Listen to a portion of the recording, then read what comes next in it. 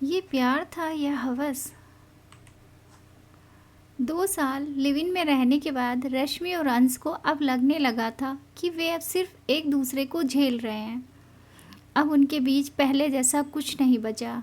दोनों ने माना कि रिश्ते ज़्यादा खराब हों इससे पहले दोनों को अलग हो जाना चाहिए। उन्होंने यह फैसला मनपसंद कैफ़े में अपनी पसंदीदा ब्लैक कॉफ़ी पीते हुए की और तय किया कि जिस तरह उन्होंने अपने मिलने को सेलिब्रेट किया था उसी तरह अपने बिछड़ने को भी सेलिब्रेट करेंगे। और हाँ, उसके बाद वे दोनों कभी भी एक पल के लिए भी एक दूसरे की ज़िंदगी में दखल नहीं देंगे। आज उनके रिश्ते का अंतिम दिन था। दोनों को शाम में मिलना था।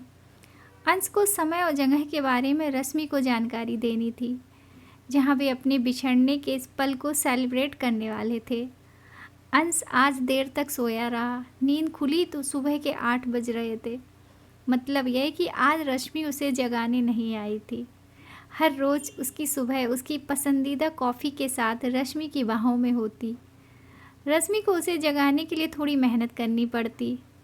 वो उसके सिर के पास बैठकर उसके बालों में उंगलियां घुमाती, उसके होंठों पर अपनी नरम होंठ रख देती और हौले से किस कर लेती और फिर गालों पर हल्की थपकी देती। धीरे धीरे अंश नींद की दुनिया से बाहर आता और खुद को सिकोड़ता हुआ उसकी बाहों में समा जाता और फिर रश्मि अपने हाथों में कॉफ़ी थमा देती। वो कॉफ़ी पीते हुए रश्मि को निहारने लगता और रश्मि अक्सर इस वक्त असहज हो जाती। ओह, तो जाने से पहले मैडम ने एक कॉफ़ी तक नहीं पूछा। अंश ने खुद से हल्की अंगड़ाई लेकर वो नीचे उतरा। बदन टूट रहा था। लॉन तक गया।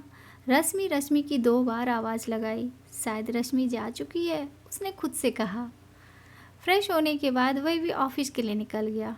लंच टाइम में उसने रश्मि को फ़ोन किया और बताया कि वे दोनों शाम हजरतगंज में मिलेंगे। कुछ देर वहाँ गुजारने के बाद वे मरीन ड्राइव चले जाएंगे जहाँ गपशप करेंगे।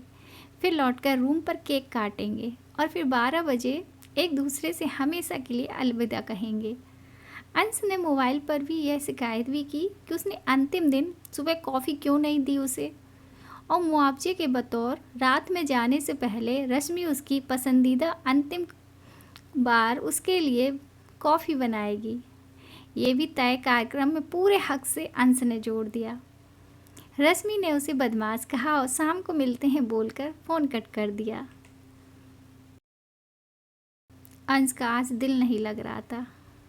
वह ऑफिस में 2 बार अपने बॉस से डांट खा चुका था। उसने रश्मि को फ़ोन पर इसकी जानकारी दी तो रश्मि तेज़ से हंस पड़ी, इतनी तेज़ कि उसके ऑफिस में भी उसे डांट पड़ गई। हुआ ये कि उसी समय उसके बॉस सामने केबिन से निकल रहे थे। रश्मि ने कुछ देर बाद ये बात अंश को फ़ोन पर बताई तो अंश ने कहा, एक तो तुम अलग हो रहा है और मेरी नौकरी भी लेकर ही मानोगी। अगर मैं दोबारा हंसा तो मेरी तो नौकरी गई। फिर दोनों हंस पड़े। अंश को लग रहा था कि सिर्फ उसका ही मन ऑफिस में नहीं लग रहा, बल्कि उधर तो रश्मि का भी यही हाल था।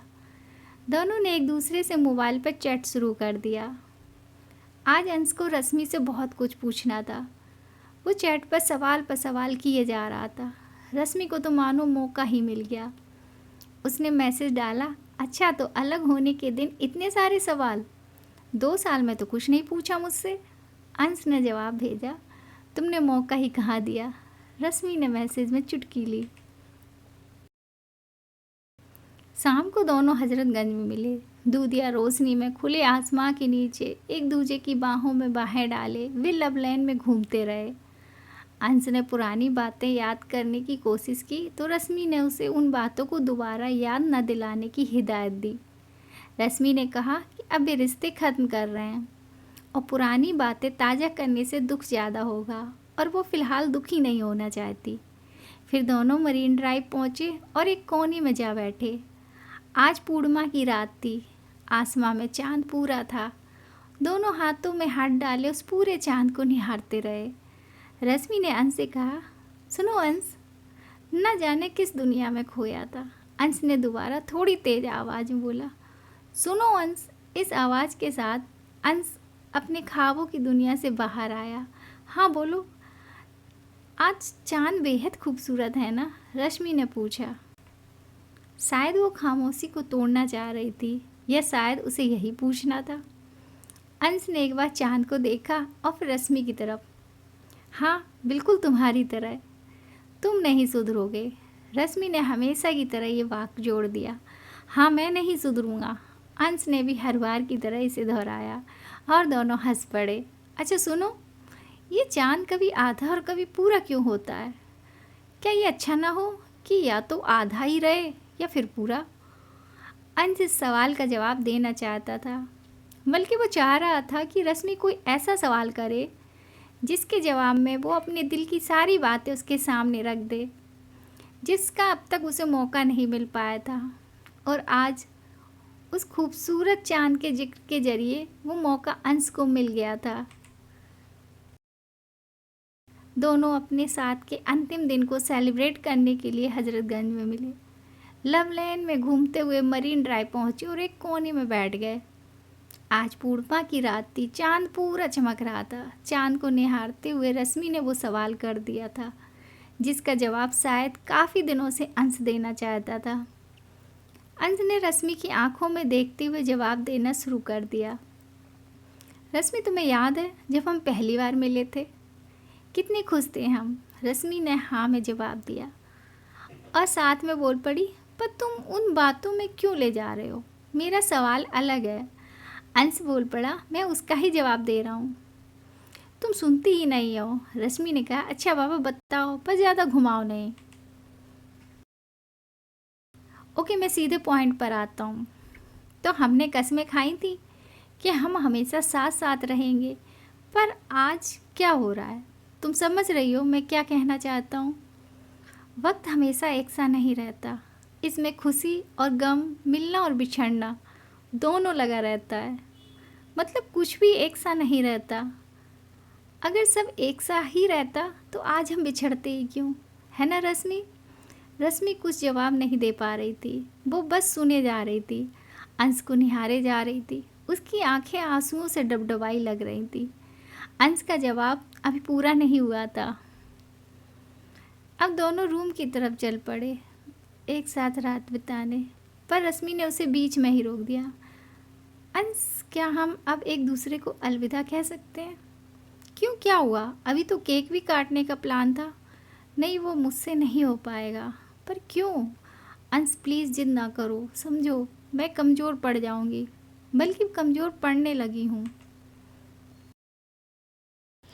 तुमसे बेहतर मुझे कौन समझ सकता है? तो मेरा साथ दो अंश। अंश प्लीज़ इस बात को यहीं रोक दो और मुझे हक करो और जाने की इजाज़त दो। हमारे साथ का सफ़र शायद यहीं तक था। अंश कुछ देर के लिए खामोश हो गया।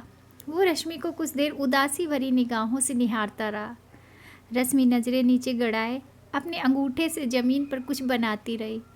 कुछ देर बाद खामोशी तोड़ते हुए अंश ने कहा, इट्स ओके, तो तुम रूम पर चले? नहीं अंश, आज और यहीं से हमें अपना सफ़र अलग करना होगा। तो चलो छोड़ देता हूँ तुम्हें, पर रात के 10 बजे हैं, कहाँ जाओगे इस समय? तो मेरी दोस्त यहीं पास में ही रहती है, मैं उसे बुला लेती हूँ। ठीक है, मैं उसके आने तक रुक जाता हूँ। नहीं अंश, प्लीज़ तुम जाओ। अंश उसे और दुखी नहीं करना चाहता था। उसने वहाँ से जाना ही बेहतर समझा। अंश बहुत तसल्ली से रश्मि के सवाल का जवाब देना शुरू करता है, बल्कि वह इस जवाब के बहाने अपने रिश्ते को दोबारा पा लेने की कोशिश करना चाहता है। पर शायद रश्मि अभी इसके लिए तैयार नहीं है। वह जिद करती है कि अंश अब जवाब देना बंद कर दे और उसे जाने दे। अंश को जाते देख रश्मि की आंखें छलछला आईं। वह अपनी जबान खोलती है, शायद वो अंश को आवाज़ देना चाहती है, पर आवाज़ जबान के भीतर ही कहीं दब कर रह जाती है। वह बाहर नहीं निकलती। अंश जैसे ही कार स्टार्ट करता है, रश्मि तेज तेज रोने लगती है। अंश उसके सामने से चला गया। वो उसे रोक क्यों नहीं पाई। वो दौड़ पड़ती है बदहवास कुछ दूर, फिर अचानक रुक जाती है। खुद को थोड़ा संभालती है, ये मैं क्या कर रही हूँ? पर मैं अंश को क्यों जाने दे रही हूँ? नहीं, कुछ गलत हो रहा है मेरे साथ। मेरे नहीं, हमारे साथ। मैं सब ठीक कर दूँगी, वह मन में बड़बड़ाती है। वह अपना मोबाइल निकालती है और सबसे ऊपर जो नंबर दिखता है वह डायल कर देती है। उधर से अंश की आवाज़ आती है, हाँ रश्मि बोलो, कहाँ तक पहुँची हो अंश? बस अपनी गली में हूँ। मतलब घर तक नहीं पहुँची हो ना? नहीं, बताओ।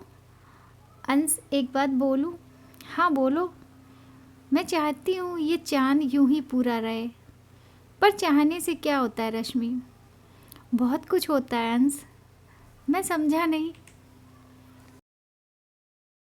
तुम समझ रहे हो अंश, तुम अच्छी तरह से समझ रहे हो। मैं वही कह रही हूँ जो तुम सुनना चाहते थे और जिसके लिए तुम मुझे इतना सब समझा रहे थे। रश्मि का गला रुध आया था। वो ज़्यादा बोल नहीं पाई, फ़ोन पर फपक पड़ी और उसने फ़ोन काट दिया। अचानक उसके चेहरे पर कोई तेज़ रोशनी पड़ी। सामने उसकी फेवरेट कार खड़ी थी और उसका ड्राइवर गेट और अपनी बाहें खोले उसका इंतज़ार कर रहा था। वो दौड़ी और उससे लिपट गई, चूमने लगी। पूरे चाँद के नीचे उनका अधूरा होता रिश्ता फिर पूरा हो गया था। दोनों ने ऊपर देखा, चाँद को फ्लाइंग किस भेजी, एक दूजे को किस किया और निकल पड़े एक नए सफ़र पर। Thank you. अगर आपको हमारी ये कहानी पसंद आई तो please like, share and subscribe ज़रूर कीजिएगा ताकि मैं आपको और अच्छी अच्छी कहानियाँ सुना सकूं।